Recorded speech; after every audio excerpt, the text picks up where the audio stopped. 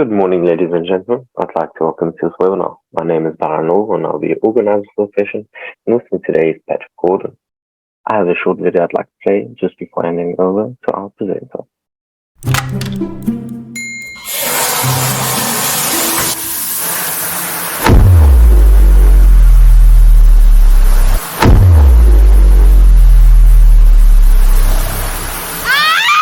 It's freaking load shedding!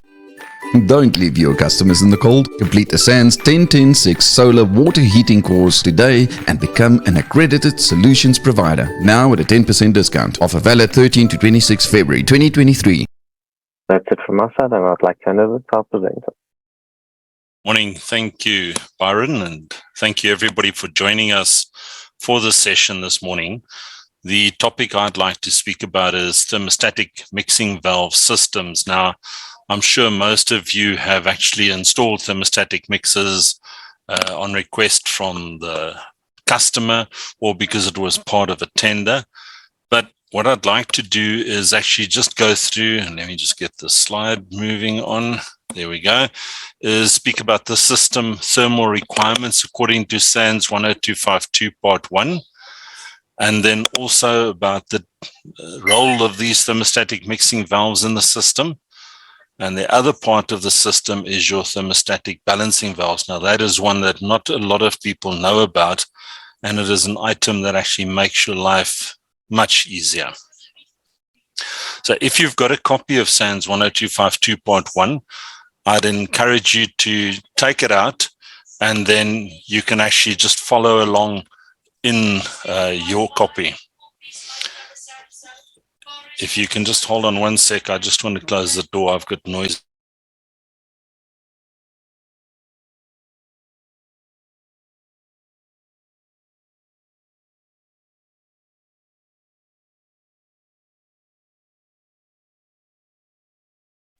Sorry, everybody. I had some people coming in early and now it gets a bit noisy.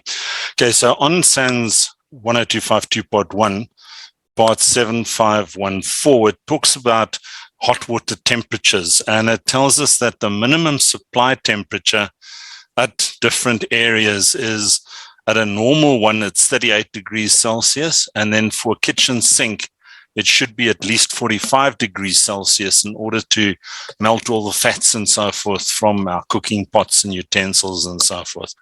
So that is the minimum. We're not allowed to supply less than 38 degrees or 45 in kitchens.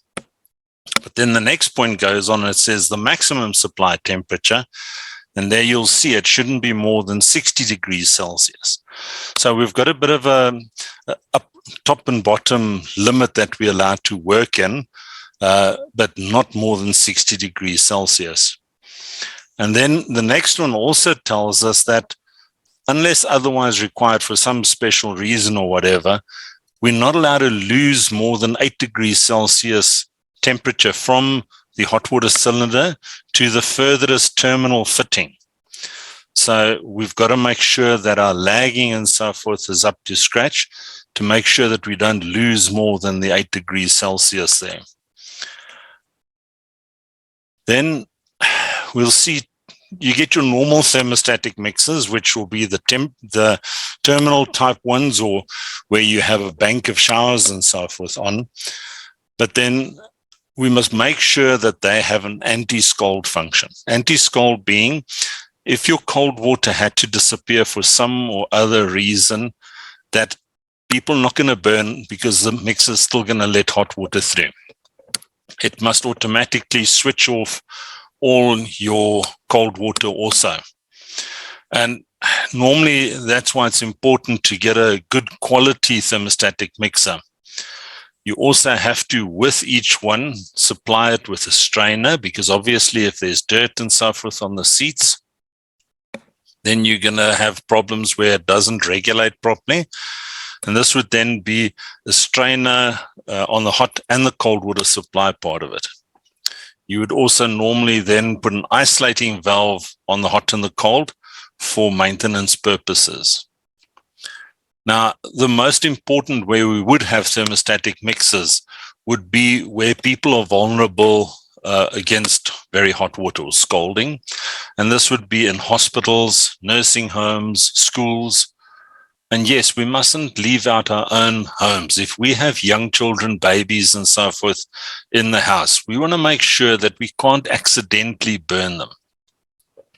Now, you may say, how are we going to accidentally burn them? I mean, hot and cold water is balanced. Both is going to disappear at the same time in case of mains failure. I've seen very often in the case where we're now using single lever mixers, while you're busy with showering or working with a baby and so forth, you're turning, and you accidentally bump that lever to the hot water side. All of a sudden, you get just hot water coming through. And you want to make sure that that temperature doesn't go too high for yourself and for whoever else is using the system. So there you can see on the picture, there's a thermostatic mixing valve installed near the terminal point.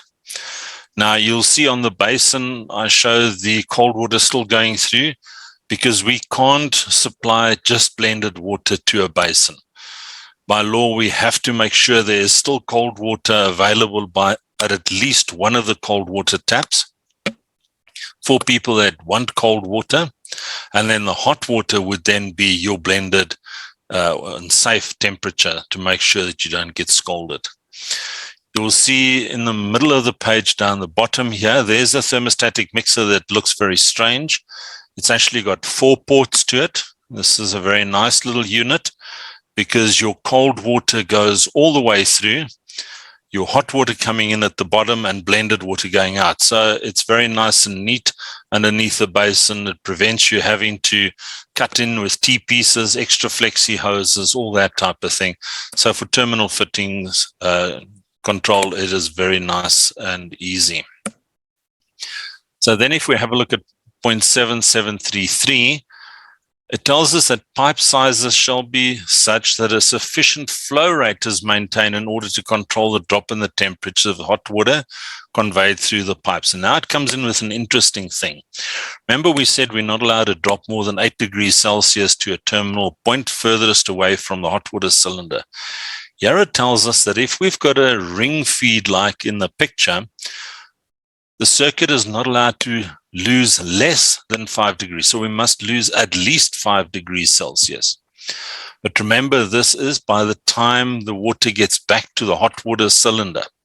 So at the end of the loop, or from the last terminal point to getting back to the hot water cylinder, obviously we're going to lose more temperature, and that must be at least 5 degrees Celsius, but not more than 22 degrees Celsius. So it may sound confusing, but it actually refers to 2 different points in the system. The 8 degrees to the furthest terminal fitting, and the more than 5 and not more than 22 is by the time it gets back to the hot water cylinder in the ring loop there. Now, you get very nice little mixing systems from different manufacturers that you can see actually have a port on the top where you can actually put some of your return water in so that it senses how much mix to go in. So you're not constantly putting all your returned water back in the tank. You're actually feeding some of that back into the system and just adding a little bit of hot water. So it's a bit more energy efficient to do it with a mixer that has got a return port facility on it. But now, most of you that have done projects with ring feeds will know that the problem is that water follows the path of least resistance.